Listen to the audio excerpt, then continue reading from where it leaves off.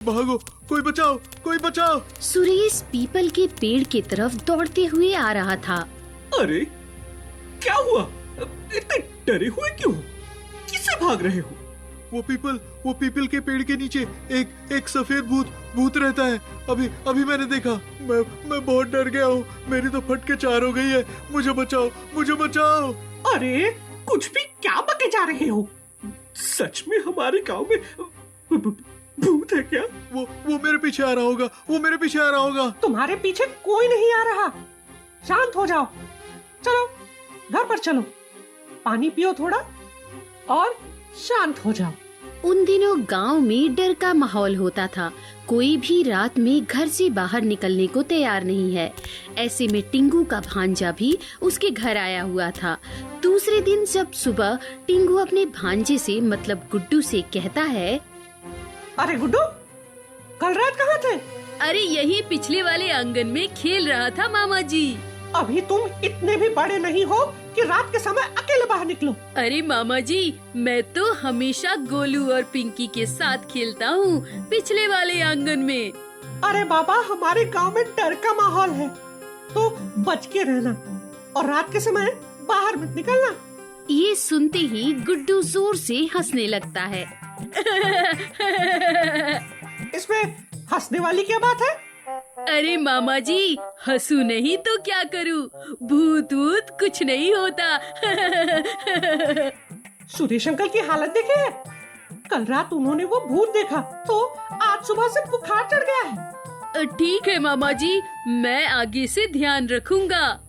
ऐसे वक्त पर घर से बाहर निकलना खतरे से खाली नहीं। तुम घर पर ही रुको। दूसरे दिन सुबह पंचायत बैठती है। सभी लोग मुंह लटकाए गांव की सभा में बैठे हुए हैं। गांव के सरपंच भी बहुत मायूस नजर आ रहे हैं। तभी गांव के सबसे बुजुर्ग सरपंच चाचा बोले, मैं कहता हूँ उस पीपल के पेड़ के इर्द गिर्द लहसुन की मालाएं लगवा दो। हाँ हाँ, बराबर है, बराबर है। मैं कहता हूँ नमक की रेखाएं खींचकर उस भूत को वहीं पर सीमित कर देते हैं।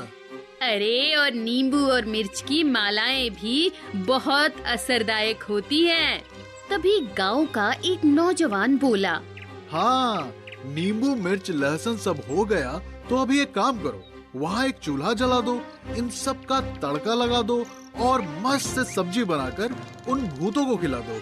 वो वैसे ही खुश होकर चला जाएगा, है ना? मयंक की कड़वी बात सबके मन को चुभी, लेकिन करे तो करे क्या, इस भ्रम में सभी थे। तभी सरपंच बोले, मयंक की बात में दम तो है। मुझे ऐसा लगता है कि हम सभी को रात में जाकर भूत को देखना चाहिए। बोलो, कौन जाएगा? मैं चला जाता, लेकिन वो क्या है ना कि मुझे कल शहर जाना है, इसलिए मुझे नहीं पॉसिबल होगा। मेरी भी कुछ यही हालत है। मुझे कल सुबह जल्दी उठकर जाना है, इसलिए मेरा संभव नहीं हो पाएगा। एक एक करके सभी ने पीछे हाथ हटा लिए। तभी मयंक बोला, मैं जाने को तैयार हूँ, मैं जाता हूँ। उस भूत की तो ऐसी की तैसी, मैं उसको अच्छा मजा चखाऊंगा। तभी मयंक की मम्मी डर गई और एक जोर का धक्का मारते हुए मयंक को घर ले गई। अरे कुछ भी अनाप शनाप बके जा रहा है, कुछ भी बात कर रहा है। भूत वूत इतनी आसान चीज थोड़े ही ना होती है। जरा बड़े बुजुर्गों की बात सुन लिया करो। बहुत ज्यादा बिगड़ गया है तू। कहीं नहीं जाएगा तू अभी। तुझे घर पर ही बांध कर रखती हूँ मैं। सभी लोग उसकी पिटाई के ऊपर हंसने लगे। तभी लंबू बीच में घुस गया। मैं पकड़ के लाऊंगा उस भूत को, मैं लेकर आऊंगा सबके सामने। मैं बलशाली हूँ, मैं जाकर भूत को सबक सिखाऊंगा। अरे वाह वाह वाह, लंबू की जय हो, लंबू की जय हो। सभी लोग लंबू को 12 बजे बड़े बैंड बाजा के साथ रात के समय गांव की सीमा तक छोड़ आते हैं। जैसे ही गांव की सीमाएं खत्म होती हैं, तो लंबू पीछे मुड़कर देखता है। कोई नहीं है। सामने बस पीपल का पेड़ और एक डरावनी शांत आवाज, राम राम राम राम राम राम। हे महाकाली, बचा लो। जय हनुमान ज्ञान गुण सागर, जय कबीर तिहु लोक उजागर। उसके पैर लटपटाने लगे। उसका शरीर पसीने से भीग गया। वो बहुत डर गया। लंबू, तू डर मत, तू बहुत बलशाली है। तू ये कर सकता है। भूत वगैरह कुछ नहीं होते। हनुमान जी प्लीज बचा लो। मन ही मन में अपने आप को धीर देते हुए वो धीरे धीरे पीपल के पेड़ के पास आता है तो जोर की हवाएं चलने लगती हैं। पीपल का पेड़ जोर जोर से हिलने लगता है। हवा में एक बदबू छा जाती है और तभी पीछे से एक आवाज आती है।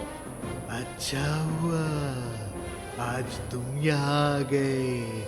आज मेरे खाने का कुछ बंदोबस्त नहीं हुआ है। तुम तो बड़े हट्टे कट्टे हो। तुम्हें खाकर मेरा हफ्ता कैसे भी गुजर ही जाएगा। वो आवाज सुनते ही लंबू की पैंट गीली हो जाती है और वो लंबू वहाँ से गांव की ओर भागने लगता है। भागो! कोई बचाओ! कोई बचाओ! लंबू तो वहाँ से ऐसे भाग जाता है जैसे उसकी जान ही जाने वाली थी। जैसे ही लंबू गांव में पहुँचा, टिंगू को गले लगाकर रोने लगा। मुझे बचा लो टिंगू, मुझे बचा ले, वरना वो भूत मुझे खा जाएगा। भूत का सामना मैं नहीं कर सकता। टिंगू ने कैसे तैसे लंबू को शांत किया और बोला, तू शांत हो जा, मैं कुछ करता हूँ। अचानक टिंगू के दिमाग में एक बात आई। ये कैसा भूत है जो लोगों को बस डराता है और कुछ नहीं करता? टिंगू ने फैसला किया कि रात को वो उस भूत के सामने जाएगा। सब लोग उसे मना करते हैं, फिर भी दूसरे दिन रात को टिंगू निकल पड़ता है। रात में वो पेड़ के पास जाता है। फिर एक बार ठंडी हवाएं चलने लगती हैं। पीपल का पेड़ हिलने लगता है। टिंगू को थोड़ा सा डर लगता है, लेकिन वो सोचता है, हवा एक ही दिशा से क्यों आ रही है? शायद कुछ गड़बड़ है। एक सफेद आकृति उसे नजर आती है। अच्छा हुआ तुम आ गए। मेरे खाने का बंदोबस्त हुआ। अब मैं तुम्हें खाकर मेरा पेट भर लूंगा। टिंगू जोर से भागकर जाता है और किसी को कुछ समझने से पहले ही वो उस आकृति को कसकर पकड़ लेता है। अगर तुम भूत होते तो मेरे हाथों में कभी न लगते। और ये क्या, एक ही जगह से हवा आ रही है? मतलब वहाँ पर कोई फैन चालू है और मुझे पता है इस पेड़ को भी तुम ही हिला रहे थे। क्यों गांव वालों को तंग कर रहे हो? अरे मुझे छोड़ो, जल्दी छोड़ो मुझे। मेरा गला मैं मर जाऊंगा। मुझे छोड़ो। टिंगू जल्दी से सफेद कपड़ा बाजू कर देता है और नीचे कौन? तुम? दूसरे दिन खबर फैल जाती है कि टिंगू ने भूत को पकड़ लिया है। वो पंचायत में उसे सबके सामने हाजिर करेगा और सब लोग पंचायत में पूछते हैं, अरे भाई टिंकू, कहाँ है भूत? टिंगू अपने भांजे को सबके सामने हाजिर करता है।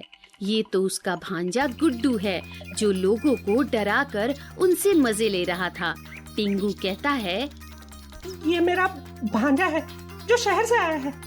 यही तुम सबको सफेद चादर ओढ़कर डरा रहा था। उसके लिए आप सभी लोगों से मैं माफी मांगता हूँ। सब लोग हंसने लगते हैं। टिंगू का भांजा भी माफी मांग लेता है और सब लोग हंसी खुशी फिर से रहने लगते हैं। आबरा का डाबरा खरगोश को बना दे बकरा। मैं अरे वाह भाई, खरगोश बन गया बकरा। जादूगर गोगो तो एकदम बढ़िया जादू करता है।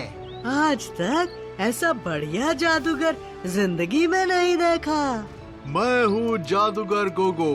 मैं तुम्हें दिखाने आया हूँ ऐसा जादू जो आज तक तुमने कहीं नहीं देखा होगा। और अब यहाँ देखोगे, मैं बना दूंगा इंसान को बंदर। कौन आना चाहेगा? कौन बनना चाहेगा बंदर? ऑडियंस में कुछ शुरू हो गई। कोई भी आगे आने के लिए तैयार नहीं था। जाओ स्टेज पर, फिक्र मत करो, वो तुमको बंदर से वापस इंसान बना देगा। नहीं, मैं नहीं जाऊंगा। आ जाओ, डरो मत बच्चे, आ जाओ। आखिरकार वो बच्चा कैसे तैसे स्टेज पे आ जाता है। अब देखो बच्चों जादू। आबरा का डाबरा इंसान का बच्चा बन गया बंदर का बच्चा। और देखते ही देखते उस बच्चे को पूरे शरीर पर बाल आ जाते हैं और धीरे धीरे उसकी पूंछ भी उगती है।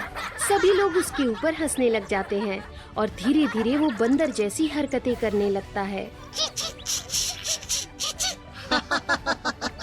मजा आ गया। लोग जोर जोर से तालियां बजा रहे हैं। क्या बात है, वाह वाह, जादूगर गोगो तुम कमाल हो। तुम तो कमाल के जादूगर हो जादूगर गोगो। जादूगर गोगो का नाम बहुत बड़ा जादूगर शहर में आया है। ऐसी खबर चारों ओर फैल जाती है। जादूगर गोगो का जादू बहुत अद्भुत और रहस्यमय है, ऐसा सब लोगों का मानना है। ये सुनकर पिंकी और गोलू को जादूगर गोगो का जादू देखने का बहुत मन करता है।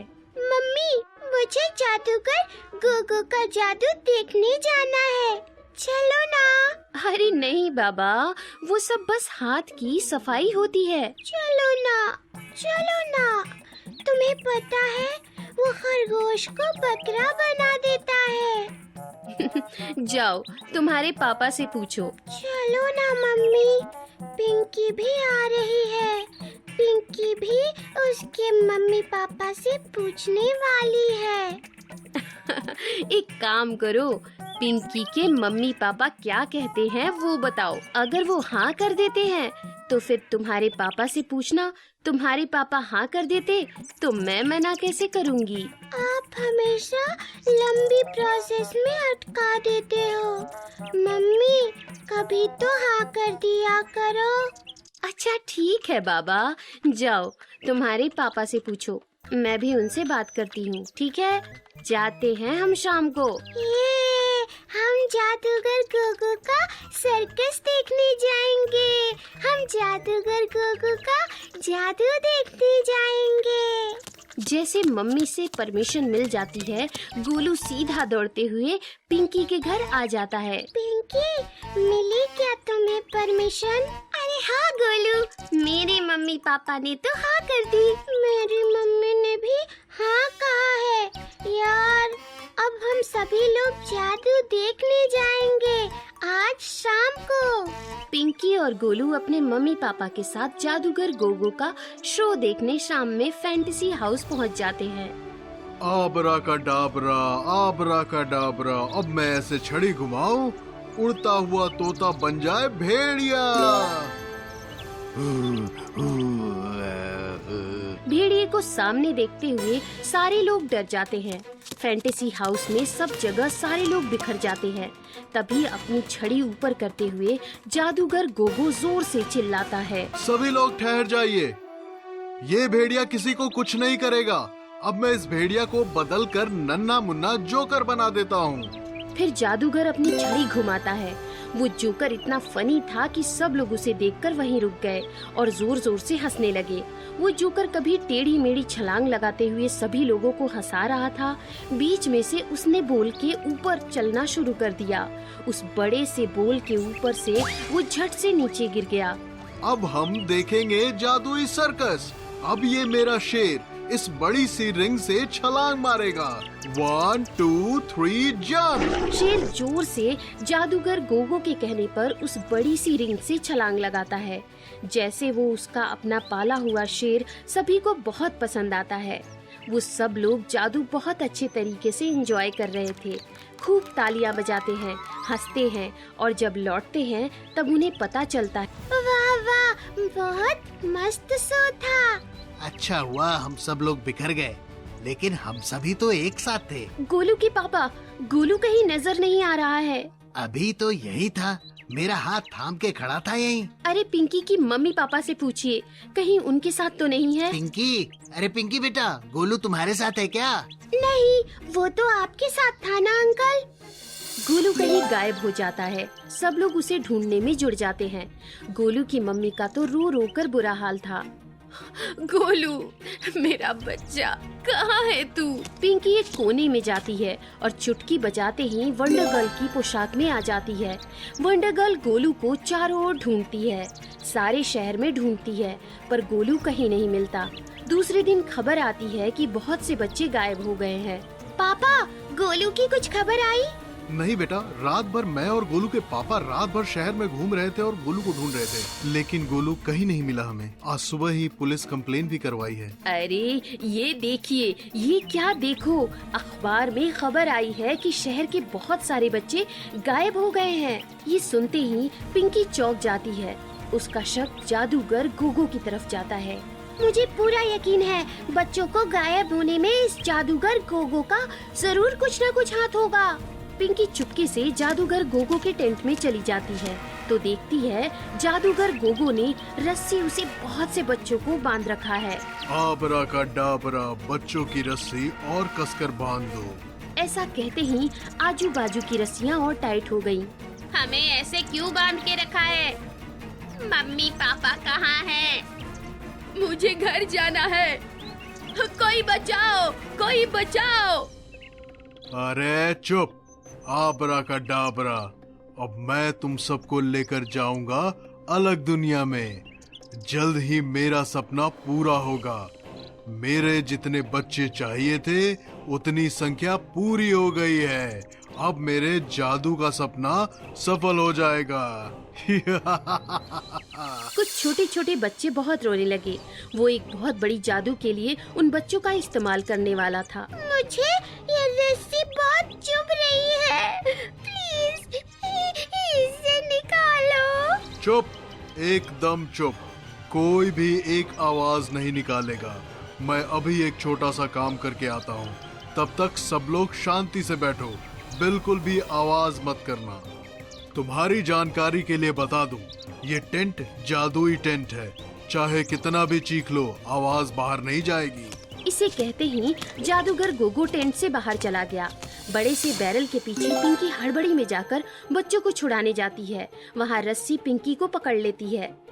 अरे वंडर गर्ल, अच्छा हुआ तुम आ गई, हमें प्लीज बचा लो। ओह नो, ये जादुई रस्सियों ने तुम्हें भी पकड़ लिया। वंडर गर्ल, प्लीज कुछ करो। तभी पीछे से जादूगर गोगो टेंट में घुसता है। छोटी सी बच्ची, ये कैसे? चलो अच्छा हुआ, मुझे और एक बच्ची मिल गई। मेरा सपना जल्द ही पूरा होगा। जादूगर गोगो, तुम्हें पता नहीं है ये कौन है? कौन है ये बच्ची? मैं हूँ दुनिया की रखवाली और बच्चों की दोस्त वंडर गर्ल। पिंकी जोर से उन जादू की रस्सियों को ताकत से खींचती है और जादूगर गोगो की तरफ फेंकती है। वंडर गर्ल अपनी शक्तियों से जादूगर को उसके ही जादू में ऐसे उलझा देती है कि जादूगर कुछ समझ नहीं पाता और अपने ही जादू में फंस जाता है। वो सारी रस्सियाँ जादू से जादूगर गोगो को ही पकड़ लेती हैं और जादूगर पागल होकर जोर जोर से चिल्लाने लगता है और टेंट से बाहर निकलते हुए जंगल की तरफ भाग जाता है। फिर एक बार वंडर गर्ल ने हमारी रक्षा की है। दुनिया की रखवाली, wonder girl is the best. जैसे ही जादूगर शहर छोड़ देता है, सारे बच्चे रस्सियों से मुक्त हो जाते हैं। Hippie फुरे, hippie